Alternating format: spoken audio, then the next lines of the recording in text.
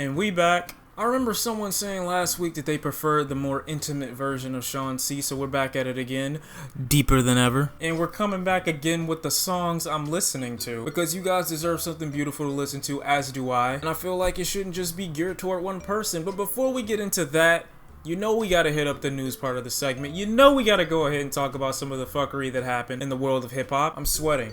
I'm legit sweating. It's hot in here. So take off all my clothes. Ugh. No. That's the private show. Alright, so we gotta talk about this one thing in particular real quick. The whole JayZ album breakout thing is really getting on my nerves. I don't like the way people are reacting to this album. And I don't mean reaction videos, I mean actual reactions from people on Twitter, people on Facebook. I don't use Facebook. I legit just lied. I don't know why I just said that. Mainly Twitter, and that's the one I normally use. Follow me right now. I'll leave a link in the description. We got a couple of people that didn't understand where JayZ was coming from, but three people in particular that I wanted to poke a little fun at is Lil Boosie, Future, and 50 Cent. 50 Cent poked the most fun at this album in my opinion. I think like the way he did it was so tongue-in-cheek. It was so like throwing shots but really subtly. It wasn't like a bad thing. To have this done to you by 50 Cent in my opinion is an honor. 50 goes on Instagram, talks about JayZ's album as if it's too smart, then compares it to golf course music. Now I love what 50 had to say about it, right? It was hilarious. I thought it was funny. 50 Cent is one of the funniest or most entertaining people or rappers in the industry. However, the way people responded to what he said was just ridiculous. People really think that he was hating on JayZ's album. People also think that 50 Cent is jealous of JayZ. Look, anytime you have an artist like 50 Cent poking fun at you, you know you're doing good in life. 50 Cent doesn't waste his time on anybody. Well, no, that's not true. But if he was gonna try to roast or flame you, he would roast and or flame you. These are light jabs to JayZ. 50 Cent and JayZ have been throwing jabs at one another lightly, just in friendly competition for years. So I'm glad 50 Cent took it this way, but the comment section of 50's video and some of the other comments on this whole beef that apparently they have now because 50 Cent made a joke are just blown way out of proportion. Like, people just spend way too much time on the internet. They don't know when someone is just being friendly or sarcastic or being a dick about it. The way Future responded was probably the most entertaining because Future apparently was in his feelings. He goes and grabs a stack of money and puts it to his ear and says, "You ain't got the juice like that," which is the worst thing in the world to tell to the guy who has pretty much the most juice in the industry right now. Now, they released a streaming list, right? And the people who were streamed the most this year so far have been Drake, Future, Kendrick Lamar, The Migos, and The Weeknd. But I can also attribute that to the fact that Future released 2 albums back to back in the span of 1 month alone. So what are you talking about? JayZ had a line on the intro track of 444 that says, "In the future, other dudes playing football with your son," which is a direct reference to the whole Sierra, Russell Wilson, and Future breakdown. Apparently, I guess Future, caught feelings and decided, no, you ain't just gonna disrespect me like that. Money phone to the rescue. It's just so weird. I mean, back in the day, I probably could assume that rappers would talk to each other when they had these types of issues.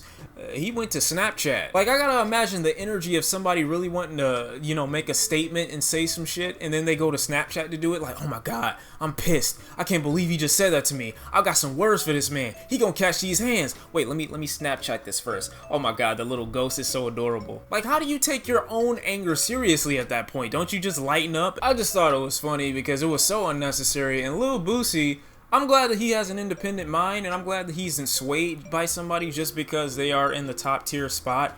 But you do realize that even though JayZ is aware of your culture, that does not mean that he is not right. That's like telling somebody in a suburban neighborhood not to leave their door open, and then they respond with, "Oh, well, we do that in our neighborhood." That still doesn't mean you should do it. I'm ranting and raving as usual. That part went on for way too long. Let's just get into the top tracks, because for me, this is just pure entertainment. I'm talking about JayZ way too much, but he stole the spotlight this week. What can I say? His album 444 came out, and there are a lot of tracks on this thing that I am still desperately in love with, clinging to, and deciphering, dissecting, eating, sucking the life out. Okay, pause. But you get the point here, right? Some of my favorite tracks on this thing being Kill JayZ, 444, the title track, Bam, featuring Damian Marley, The Story of OJ, and the music video.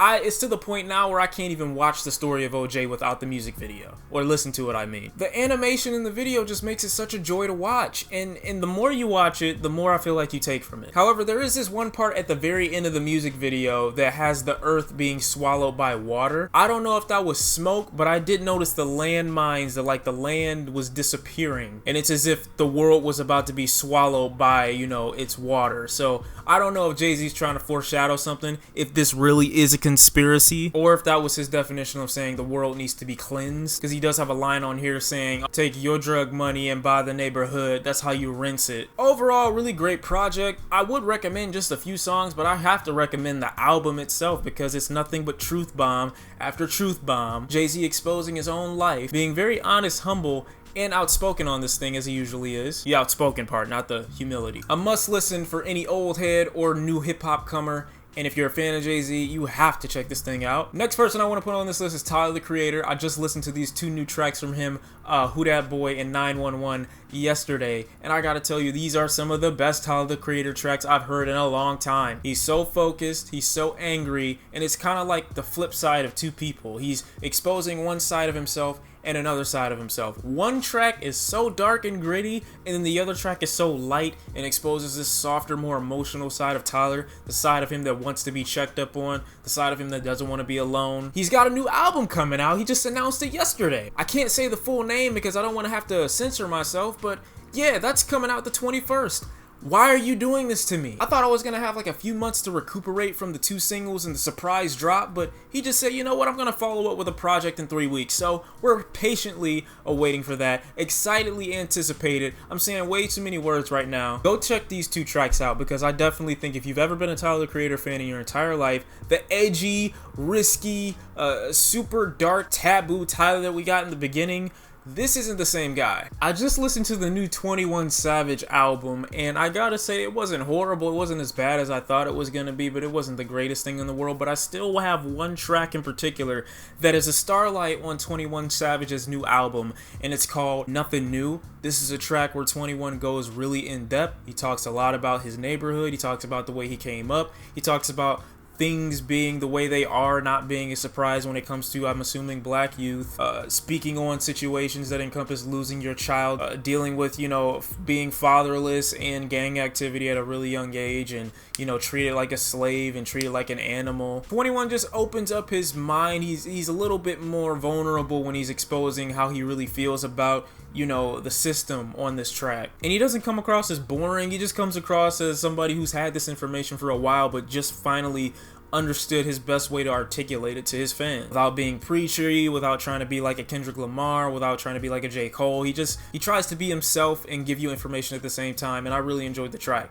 Definitely think it's a street anthem, and if you like it, I will go recommend it. Check it out. Quick little shout out to Lil Wayne's new little EP thing that he did. It's kind of like a remix of other songs, but the Magnolia freestyle I like because I just don't like Playboi Carti anymore. Not after what he's been doing lately. Anybody is preferable, in my opinion, to him. Now, Lil Wayne does do this thing justice. I definitely think, you know, I wouldn't argue with somebody if they prefer the regular version by Playboi Carti, but hey, man, you got to give this new Lil Wayne a try, all right? Lil Wayne is still Wayne. Don't sleep on the boy or the kid or the what is he? Joey Badass comes through with some more summer vibes. Which is odd because Joey Badass just got done complaining not too long ago about people not digesting his music long enough and being so eager and impatient when waiting for new material, and then he goes and says, I'm gonna drop 3 new tracks for the summer. So I don't really get where he's going with this. Of course I'm happy about it, but at the same time I feel like his rant before was just out of spite because people weren't feeling the subject matter for his album. I don't know. It kind of reminds me a little bit more of the time he spent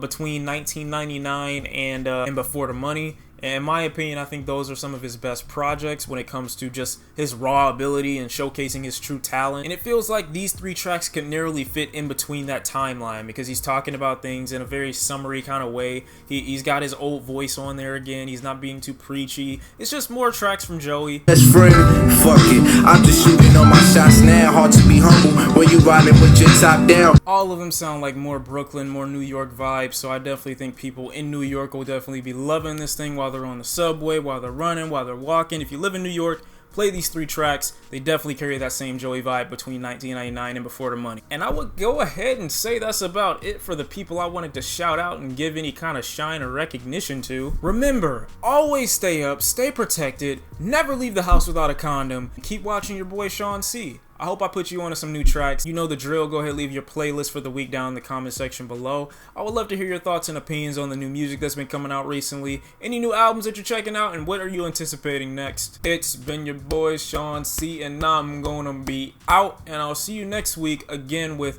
songs of the week if I have a couple. Thank you all for watching. I'm sweating because it's hot. About to take off all my clothes. Peace.